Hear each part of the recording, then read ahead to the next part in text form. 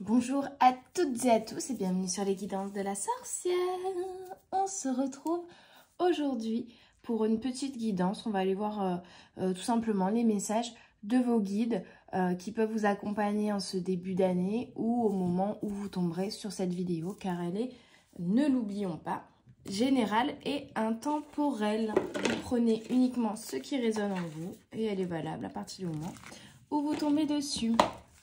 Donc, on va aller voir tout de suite.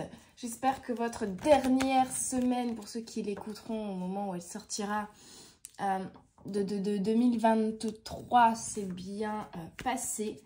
Moi, je vous avoue que j'avais accumulé pas mal de fatigue, donc un petit rhume. Désolée si je parle du nez, si je tousse, si je renifle. Je n'étais pas sûre de vous faire une guidance parce que, justement, voilà. Je ne suis pas encore bien remise d'aplomb par rapport à ce petit virus, mais j'avais envie de vous faire quand même une dernière vidéo de 2023 et de vous souhaiter une belle et heureuse année 2024 et de vous remercier surtout d'être toujours aussi nombreuses à me suivre, à m'écouter, à liker, à commenter mes vidéos et à créer ensemble cette belle communauté que nous formons. Allez, on est parti, des messages pour vous. Wouh! Alors, on a la fidélité, la communication. Pour certains, ici, on me parle de quelqu'un qui va peut-être vous dévoiler ses sentiments, ses émotions, ou vous allez parler de ce que vous ressentez à une personne de votre entourage. Une personne en qui vous avez confiance et vous mettre un peu à nu là-dessus. Pour d'autres, justement, il y aura peut-être des conflits avec certaines personnes qui sont nécessaires pour que vous mettiez un terme, j'ai l'impression, ou en tout cas que vous vous éloigniez de personnes qui vous trahissent, qui ne sont pas sincères avec vous, pour le coup. Hop. On a la chance. Magnifique. Magnifique. Quoi d'autre, s'il vous plaît? La chance de retrouver un équilibre, un apaisement intérieur, d'évoluer, de construire sur des bases saines aussi. Hein. Ça peut être une discussion avec une personne, on s'avoue ses émotions, ses ressentis, et du coup on peut construire par la suite sur une base saine et équilibrée, des belles fondations. En tout cas, cette discussion vous amènera beaucoup plus de clarté ici sur une situation, sur une relation, sur l'avenir en général, et de l'abondance. Magnifique. Plus d'apaisement, plus de fluidité, plus d'abondance d'amour et de, pourquoi pas également, de prospérité financière. Alors, hop, on va faire en sorte que vous voyez correctement les cartes, ce serait pas mal. Voilà, voilà. Hop. Voilà qui est mieux. Donc on a quand même une belle abondance là qui arrive dans les prochains jours et prochaines semaines. Magnifique. Il y a des blocages qui sont levés, j'entends. Ouais. On retrouve sa détermination, sa motivation, son envie d'avancer. Il y a une notion quand même de récolte. Il y a une notion de choses qu'on a fécondées, qu'on a mûries, auxquelles on a réfléchi. Et là, on va pouvoir y donner naissance. Hein. Je sens aussi cette notion de protection sur une situation, sur un couple, et de naissance d'un projet, de naissance d'une relation, de renaissance peut-être même vous, en vous-même, pour votre évolution et votre épanouissement personnel. Ça peut être par le biais d'un nouveau travail qui vous correspondra plus, qui sera beaucoup plus aligné à vous, par exemple, également. Ou d'un déménagement pour aller dans un lieu où vous vous sentirez mieux avec la maison. C'est pas... Je vois pas un bouleversement non plus énorme, mais voilà, avec la lune, on parle quand même de quelque chose qui est lié aux émotions, qui est lié à votre vision des choses pour l'avenir? Est-ce que vous voulez construire dans l'avenir, à vos projets, à vos rêves? Est-ce que vous visualisez ce que vous voulez manifester? En lien avec vos émotions, vos envies. Il y a vraiment cette énergie de féminin, mais de féminin qui reprend des forces, de féminin. Ça peut être, si vous êtes un homme, votre part de féminité. Hein, on a tous les deux parts en soi. Mais de féminin ici, qui va y voir plus clair. Donc on y voit plus clair sur ce que l'on ressent, sur nos émotions, sur ce que l'on veut pour l'avenir. Et on met... soit on met en place des changements pour cela, soit j'ai l'impression qu'il y a aussi pour certains où on va vous amener justement des opportunités avec la chance, vous voyez, des opportunités, des propositions, des rencontres, des surprises, des heureux hasards, même si le hasard n'existe pas, qui vous permettront de justement évoluer, vous voyez, parce qu'on a le bouquet. Célébration, accomplissement, retrouvailles. Vous allez peut-être retrouver une personne. Vous allez tout simplement avoir une proposition qui sera une perspective d'évolution magique. Vous allez pouvoir vous accomplir. Vous allez pouvoir célébrer une bonne nouvelle, un coup de chance, un papier signé pour l'achat d'une maison. Vous voyez. Et on a la sagesse, impartialité, richesse intérieure, patience. Donc, on vous invite pour l'instant à la patience, mais on vous dit que ça arrive. 12, 12. Ça arrive. Ça arrive très bientôt. Ça arrive et vous allez pouvoir célébrer. Les choses vont se débloquer. Hein. Vraiment. On parle vraiment... Oui, allez. Métamorphose, maturité, mutation. Ça va être la récolte, ça va être le changement, la métamorphose, l'évolution. Vous allez sortir de votre cocon et déployer vos ailes tel le papillon. Vous avez acquis vous avez acquis beaucoup de sagesse durant cette année, durant ces derniers mois, durant ces dernières années, peut-être même par des expériences de vie, par une certaine évolution. Et là, pour certains, ça va vraiment être la possibilité de vraiment récolter, transmuter, changer, aller vers vraiment vos rêves, manifester enfin ce que vous désirez dans votre vie et pouvoir le célébrer du coup grâce à toute cette sagesse que vous avez acquérie et grâce à des... vraiment des coups de pouce de l'univers, hein. Avec l'ours, ça revient aussi, cette notion de protection. On va vous amener vers quelque chose de plus d'épanouissant pour vous. On a lenteur, ralentissement, incertitude. Ce qui vous ralentit, c'est les doutes, c'est les incertitudes, c'est ce manque de clarté justement. Mais une fois que l'univers vous aidera justement également à mettre des choses sur votre chemin pour y voir plus clair, alors vous serez moins dans l'incertitude, moins dans les doutes. Et on vous demande d'avoir confiance aussi en l'univers et en vous-même ici pour, on va dire, accélérer le processus, même si on a quand même une notion de temporalité ici avec la patience et la lenteur.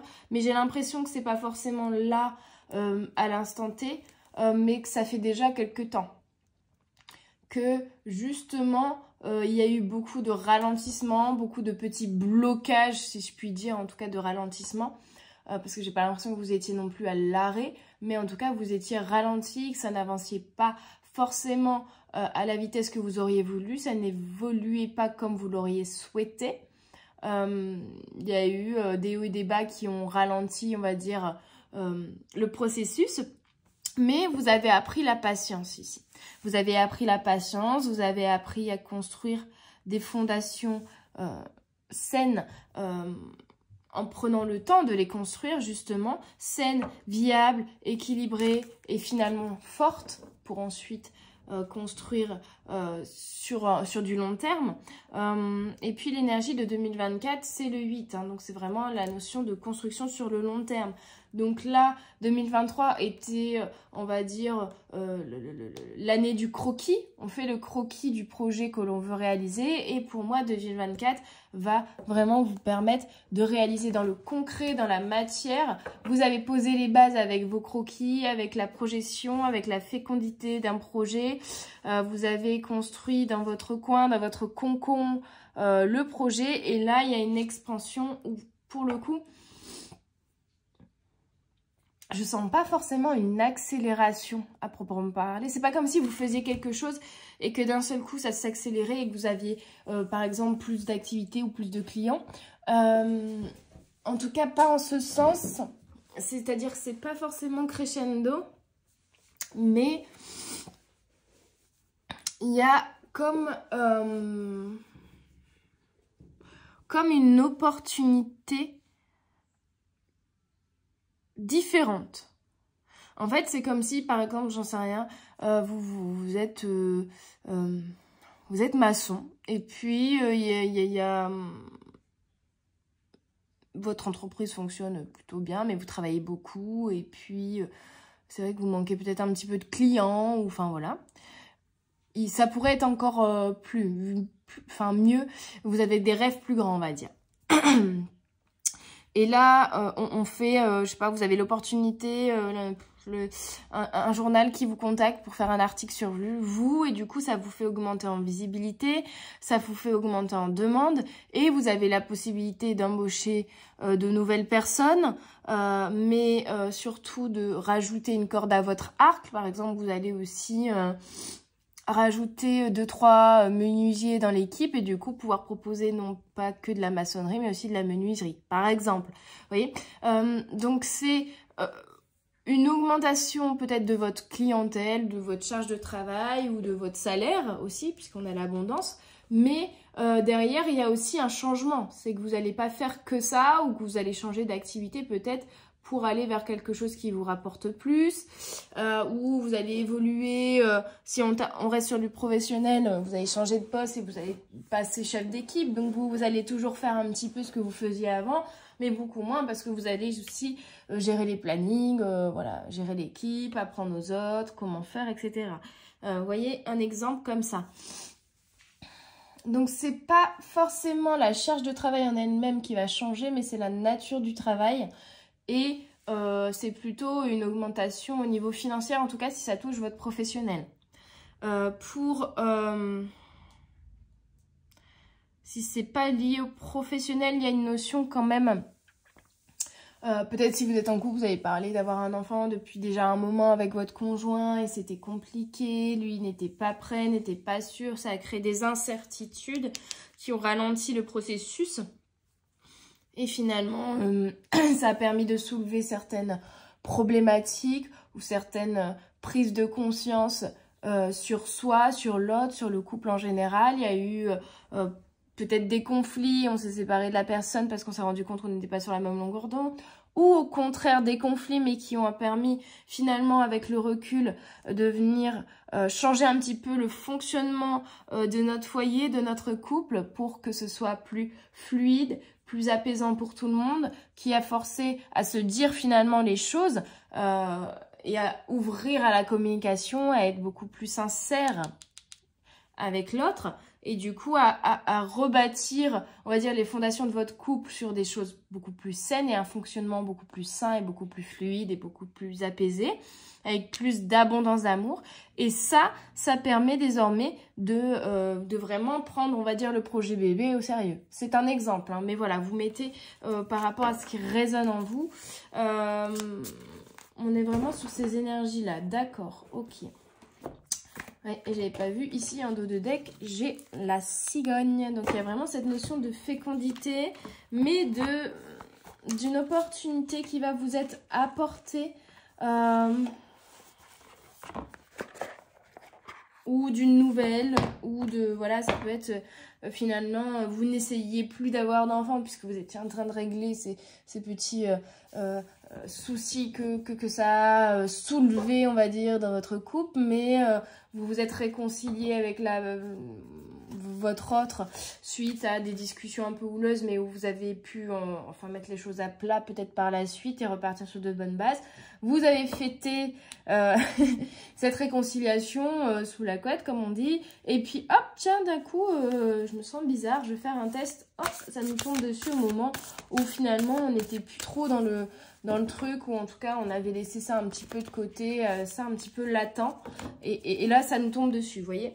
Ça peut être un exemple comme ça.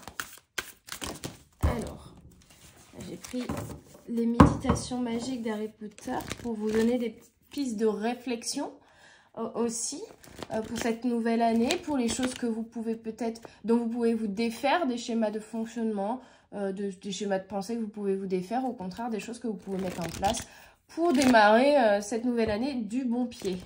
Et pour votre bien-être, hein, bien sûr. Mais comme ces cartes sont, je sais pas, elles sont toutes douces, mais du coup, elles glissent pas, en fait. Donc, je peux pas les faire sauter à chaque fois, celle-là.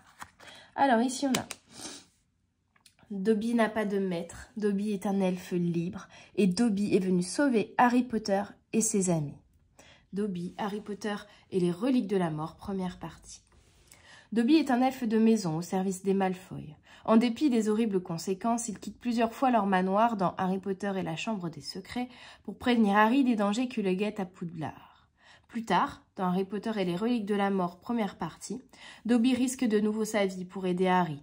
Il retourne chez ses anciens maîtres et se sacrifie pour sauver ses amis. C'est un vrai héros gentil et courageux qui refuse l'esclavage pour ceux de son espèce et se bat pour la liberté et pour ses amis. Que peux-tu faire aujourd'hui pour honorer son combat?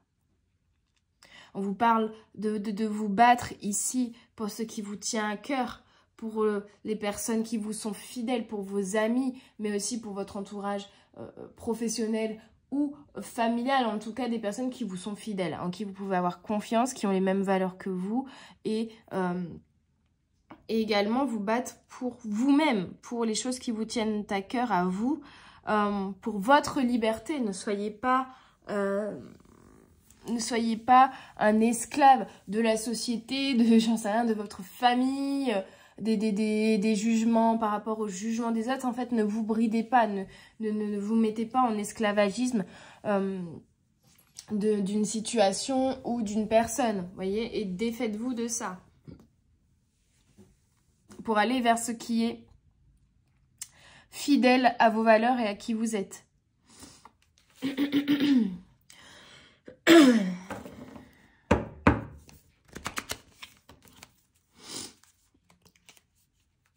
Par contre, ne vous sacrifiez pas pour les autres, bien entendu.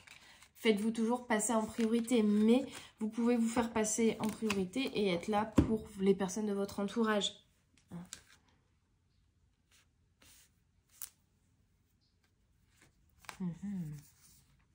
Ici, on a valeurs et croyances. La Mortensia ne crée pas vraiment un sentiment... Je vais y arriver, on recommence. La Mortensia ne crée pas vraiment un sentiment d'amour, ce serait impossible, mais elle provoque une puissante attirance, une obsession, et c'est pourquoi c'est sans doute la plus dangereuse potion qui se trouve ici. Professeur Slughorn, Harry Potter et le prince de sang mêlé.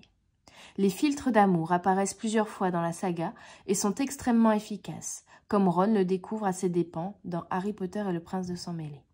Compte tenu des effets secondaires, penses-tu qu'il soit prudent d'utiliser un filtre d'amour? Si tu en avais l'occasion, t'en servirais-tu? Là, on vous parle de sentimental, peut-être pour certains d'un besoin d'être aimé. Et du coup, des fois, se défaire de nos valeurs, de ne plus être fidèle à soi-même, de porter des masques pour essayer d'être aimé, d'être apprécié des autres. Hein. Et ce masque, c'est un peu comme un filtre d'amour. Ça fonctionne, mais finalement, les personnes ne vous aiment pas pour qui vous êtes, mais pour le masque que vous montrez. Pour ce que vous leur vendez comme... Pardon. Désolée pour le niflement. pour ce que vous leur montrez, pour la façade que vous faites, pour le rôle que vous jouez, en fait. Hein. C'est comme, je sais pas, on est dans Harry Potter, là. Vous adorez l'actrice, voilà, vous adorez Hermione Granger dans le film, pourtant... c'est une actrice et c'est un personnage. Évidemment, Emma Watson, l'actrice, va avoir peut-être des traits similaires au personnage qu'elle joue, mais elle n'est pas ce personnage. Et donc, si vous la rencontriez dans la vie de tous les jours, vous vous direz, bon, elle n'est pas si intelligente que ça, elle connaît pas tout, elle n'est pas toujours en train de lire des livres. Ben non, mais c'est un personnage qu'elle joue. Vous êtes... attaché au personnage et non pas à la personne qui avait derrière le personnage, vous voyez. Donc c'est un peu ça. Donc finalement, on vous pose aussi la question ici, est-ce que ça vaut le coup d'être aimé de personnes qui finalement n'aiment pas réellement qui nous sommes, mais une façade que nous montrons? Est-ce que il n'est pas mieux d'avoir moins de personnes qui nous aiment et qui nous apprécient, mais qui sont des personnes qui nous apprécient réellement pour qui nous sommes et non pas avoir des milliers de fans, mais qui apprécient une façade que l'on montre et non pas la réelle personne que l'on est au fond. On revient à cette notion de fidélité envers nous-mêmes, envers nos valeurs, d'essayer déjà de nous aimer nous pour qui nous sommes, et d'être fidèles à nous-mêmes, de nous faire respecter, de nous respecter, que ce soit nos besoins, nos attentes, nos envies. Ça fait partie de l'équilibre intérieur que vous pourrez créer avec vous-même, de vous aimer, d'avoir notion et conscience de vos parts d'ombre et de lumière pour pouvoir véritablement vous aimer avec justement toutes ces parts qui font partie de vous. Il y a un petit rouge-gorge qui vient d'arriver.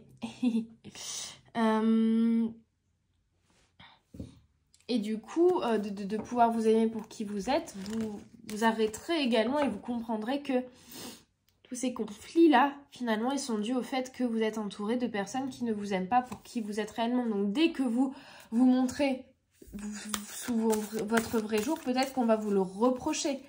Parce que ces personnes n'arrivent pas à vous aimer pour qui vous êtes.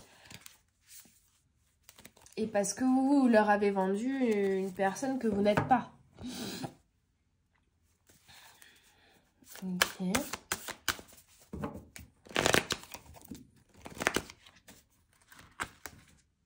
Donc c'est se montrer totalement sincère en fait, avec soi et avec les autres. Ici on a relation. Dans Harry Potter et la coupe de feu, Ron devient jaloux car Harry a été choisi comme champion pour le tournoi des 3 sorciers. As-tu déjà été jaloux? En quoi cela a-t-il impacté ta relation avec cette personne? Comment pourrais-tu surmonter cette émotion? On parle de jalousie, d'enviosité, de peut-être se dire quand je suis jalouse d'une personne, c'est qu'au final, je désire avoir la même chose ou faire la même chose que cette personne.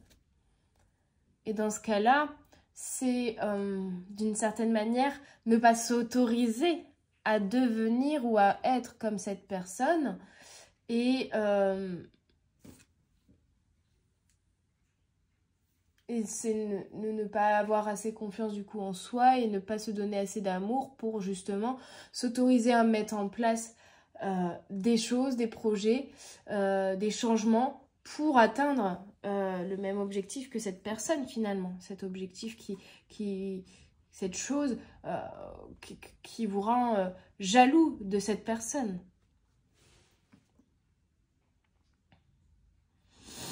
C'est aussi comment pourrais-tu surmonter cette émotion? Donc déjà en vous donnant de l'amour à vous, en identifiant ce qui vous rend jaloux et en vous disant bon je vais faire tout mon possible par amour pour moi-même pour atteindre également cet objectif, puisque finalement j'en ai envie vu que j'envie la personne qui l'a atteint. Déjà premièrement. Et c'est aussi peut-être prendre un petit peu de recul sur la personne ou la situation qu'on jalouse et se dire si moi je suis capable aussi de montrer des masques même si maintenant je me suis défait de mes propres masques, il faut que je garde en tête que tout le monde ne s'est pas défait de ces masques. Au contraire, là, on va dire que 95% des gens portent des masques. Hein. Et quand on rentre dans l'éveil spirituel, dans le développement personnel, dans la psychologie, on se défait de ces masques. Mais même nous, parfois, on peut remettre ces masques que l'on crée, hein, généralement pour se protéger ou pour se faire aimer, mais voilà. Et de se dire, finalement, tout le monde, à un moment donné, a porté des masques. Si cette personne que j'envie, finalement, est-ce qu'elle ne porte pas un masque aussi ? Vous voyez, je prends un exemple d'une influenceuse sur les réseaux sociaux. Bien sûr qu'elle va vous montrer uniquement ce qui est super, ce qui est positif dans sa vie, mais elle va pas vous montrer les disputes avec son copain, elle va pas vous montrer les problèmes, les galères je sais pas, de voiture, les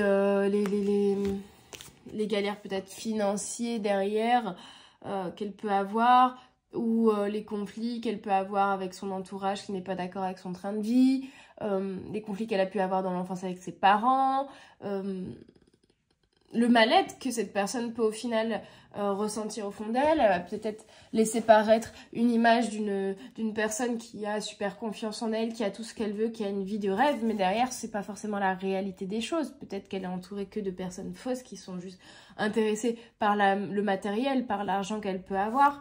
Elle peut avoir très peu confiance en elle finalement et porter le masque qui laisse paraître tout l'inverse, justement pour se protéger, pour faire croire que...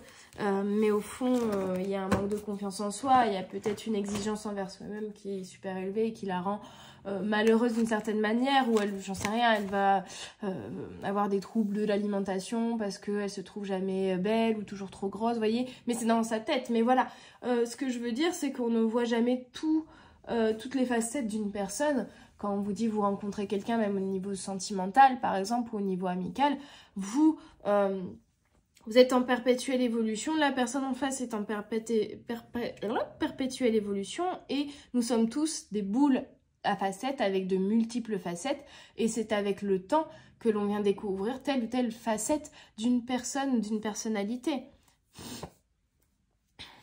Et plus c'est une personne qui est souffrante ou qui a souffert dans l'enfance, qui a vécu des choses compliquées, ou tout simplement qui a peur ou qui a besoin de se protéger, et plus c'est une personne qui va revêtir des masques, et plutôt et moins on va finalement avec le temps on va se rendre compte que cette personne est complètement différente de la première impression, la première image qu'on s'était faite d'elle, voyez, également. Donc c'est tout ça pour vous dire, parce que là j'ai un peu divagué, que ce que les gens veulent bien montrer, ce n'est qu'une partie de leur vie.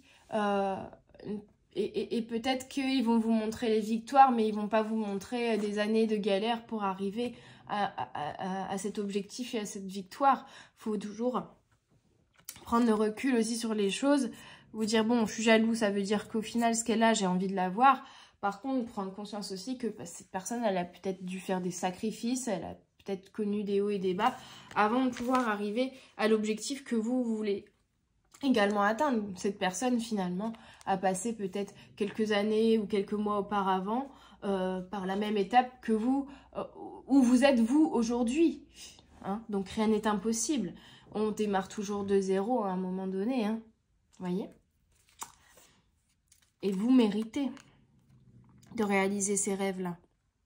Tout autant que la personne que vous enviez ou que vous jalousez.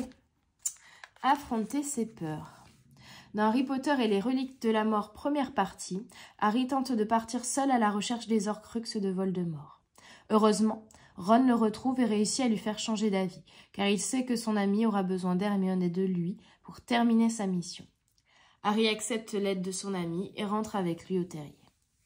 Parfois, il faut savoir accepter l'aide de ses amis. Est-ce qu'ils t'ont déjà empêché de prendre une décision hâtive ou apporter leur soutien dans un moment difficile ?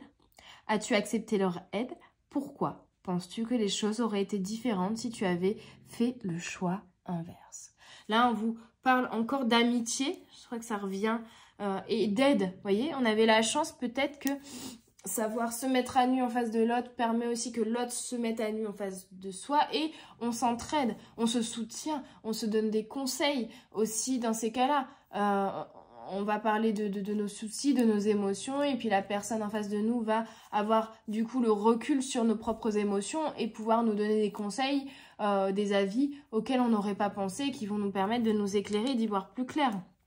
Donc, c'est ne pas hésiter à communiquer avec son entourage, avec ses amis, à se mettre à nu, à être complètement sincère avec eux. Et c'est comme ça aussi qu'ils pourront nous aider, nous conseiller ou être tout simplement un soutien dans les périodes compliquées. Il faut accepter de ne pas pouvoir toujours faire tout seul. Il faut accepter l'aide. Il faut accepter parfois aussi d'avoir besoin des autres pour réaliser un projet, pour réaliser quelque chose ou tout simplement pour nous donner de l'amour et du coup des belles énergies afin de retrouver motivation et l'envie d'avancer, par exemple. Donc c'est une notion d'accepter de recevoir aussi. C'est ça, hein, peut-être que vous donnez beaucoup, mais vous avez du mal à recevoir. Et donc là, mettez-vous dans une énergie de j'accepte également de recevoir, je mérite de recevoir et de manifester à moi ce que je désire, mes rêves, de l'amour, de la prospérité financière, de l'abondance au global, tel ou tel projet, telle ou telle relation, tel ou tel prince charmant si c'est ce que vous désirez. En tout cas, vous le méritez et vous méritez de recevoir autant que vous donnez en fait, et donc acceptez les petites opportunités, acceptez les coups de pouce, les aides, les conseils de la vie, prenez uniquement ce qui vous correspond bien entendu, ne vous forcez pas à faire des choses parce qu'on vous a conseillé de le faire et que ça ne respecte pas et que ce n'est pas fidèle à vos valeurs, ayez ce recul là, mais si ce sont des personnes qui vous connaissent réellement telles que vous êtes et qui vous aiment pour qui vous êtes, parce que vous êtes sincère avec ces personnes, parce que vous avez confiance en elles, parce que vous vous mettez complètement à nu et que vous aimez vous et que vous êtes complètement vous-même, tout simplement, elles sauront aussi vous donner les conseils qui vous correspondent. Vous voyez ? Parce que ce seront aussi des personnes qui vous correspondent, qui ont les mêmes valeurs que vous. Donc, elles auront... voilà, elles n'iront pas à l'encontre de ces valeurs, puisqu'elles les possèdent également et qu'elles ont une vision des choses qui inclut également ces valeurs-là. Ok. On va voir avec le Gypsy. Hop. Donc là, on est vraiment parti sur des notions relationnelles. Et vraiment de guidance, proprement parler. De sujets à méditer. Est-ce que je suis jalouse? Est-ce que je me montre réellement sous mon vrai jour? Que suis-je prête à donner à mes amis? Que suis-je prête à recevoir de mes amis? Il y a vraiment cette notion d'échange. Plutôt que d'être jalouse d'un ou d'une amie, se dire, bon, bah, je vais lui demander plutôt des conseils de comment elle en est arrivée à ce stade, comment elle a fait, et essayer du coup de mettre en place des changements, des actions pour réaliser ce qui me correspond moi, mais pour, d'une certaine manière, me réaliser autant que la personne que j'admire ou que je jalouse. Alors, avec le Gypsy Witch, qu'est-ce qu'on veut me dire? On a la carte de la reine de trèfle et du vin, le symbole de la gaieté, de la célébration, encore une fois. Vous allez célébrer peut-être le nouvel an, mais vous allez célébrer quelque chose. Le livre avec le chevalier ou le cavalier, je ne sais plus, de cœur, présage une découverte d'un mystère, d'un secret qui va toucher une personne de manière positive. Donc vous voyez, une opportunité, un secret, une révélation, une communication qui va, voilà, un appel, une opportunité qui va être hyper positive ici et que vous allez célébrer. Hein. On vous en remet une couche. Le 7 de pique. Les nuages peuvent indiquer une séparation, un divorce, quelque chose qui prend fin. Mais également, c'est quelque chose qui prend fin pour un bien-être personnel. On a domestique happiness. Donc, retrouver une paix intérieure, retrouver la paix au sein d'un foyer. Ça peut être désolé, c'est la gamelle du chien qui fait du bruit. Retrouver une paix intérieure, retrouver une paix au sein du foyer, retrouver un nouvel équilibre, se défaire peut-être d'une routine de vie avec sa famille, son conjoint, peut-être se défaire de schémas de fonctionnement qui amenaient justement des nuages, des choses lourdes dans notre vie. On se rend compte de ça, on s'en défait et du coup on devient plus léger et on amène plus de joie et de luminosité dans sa vie parce qu'on a confiance en soi, parce qu'on mérite de recevoir également de très belles choses autant que la personne en face de nous par exemple. Et vous voyez, on a la foule, la mort, mais à la fois aussi la récolte, vous voyez. C'est quelque chose ici, en fait, il y a peut-être une relation, une situation qui va mourir, qui va prendre fin, mais pour récolter, en fait. Pour récolter quelque chose de nouveau, pour démarrer un nouveau cycle qui va être vraiment positif, puisqu'on a la célébration et on a une nouvelle positive. Donc, ça peut être, voilà, une opportunité de déménager, donc on quitte un lieu qu'on aimait, hein, mais pour aller vers un nouveau lieu qu'on va aimer d'autant plus, et qui va nous permettre de nous faire évoluer à un stade supérieur. Ça peut être un changement professionnel, ça peut être une relation qui se termine, mais pour justement aller vers peut-être une nouvelle relation plus saine avec soi-même déjà, et puis par la suite rencontrer quelqu'un de nouveau qui va être aussi plus aligné à qui l'on est et qui sera plus aligné et plus sincère envers nous. Et voilà, on se défait d'un poids en fait pour aller vers quelque chose de nouveau et de beaucoup plus positif, hein. La mort et la renaissance. Et là, on a vraiment la célébration. Donc, vous voyez, peut-être que sur le coup, vous allez avoir une bonne nouvelle, une opportunité. Vous allez dire, ah, c'est génial. Et après, vos peurs vont revenir en disant, est-ce que je suis capable de? Est-ce que je mérite? Est-ce que c'est pas trop? Est-ce que je vais y arriver? Est-ce que c'est pas trop risqué? Finalement, j'étais bien où j'étais. J'ai peur du changement. Donc, je vais rester dans ma zone de confort, dans cette routine-là. Vous voyez? Non, non, non. Ça peut être aussi, voilà, prendre conscience de, par exemple, ce fonctionnement de jalousie que vous avez et de vous en défaire pour voir les choses d'une manière différente et d'une manière plus claire et plus positive par rapport à vous-même, à vos ressentis, à vos émotions et par rapport aux personnes en face de vous également. Ça peut être une communication qui, sur le coup, vous allez vous dire « Quoi, cette personne a fait ça quelle vilaine personne !»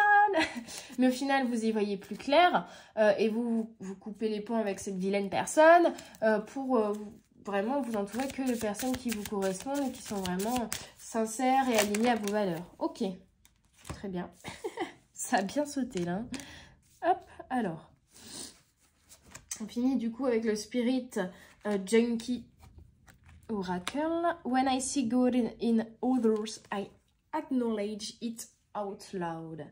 Donc c'est quand je vois du bon dans les autres,